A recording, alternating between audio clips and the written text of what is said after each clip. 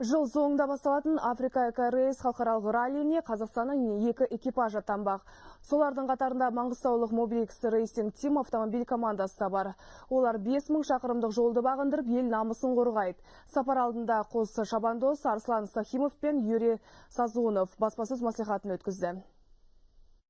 Қос шабандоз Арслан Сахимов пен Юрий Сазонов жарысқа тас түйін дайынбыз дейді. Аламан сайысқа 1 жыл бойы дайындалған. Олар құмдақта қаймықпай, тастақта тайсалмай көлік жүргізген достар. 4 жарысқа қатысып, олжалы оралған. Мәселен, былтыр Мысырда өткен сайыста үздік 20-лықтың қатарына кіріпті. Әрдайым екеуі көлікті тізгіндеп, ел кезгенді ұнатады. Көп елге барғанымен ол елді дұрыс көрмейсің. Біз қаланың ішіне кірмейміз. Бізде көретініміз аэропорт, морпорт, сосын даладағы өзім бивуак лагерь ғой, бізше.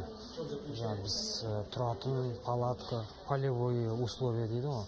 Халықаралық авторалли желтоқсанның 29-ында Францияның Сент-Сиприен қаласынан бастау алып, Марокко, Мавритания елдері арқылы Дакардағы Алқызыл көліне мәреге жетпек. Аламан сайыста әлемнің 20-дан астам мемлекеттің шабандоздар қатысады деп күтілуде.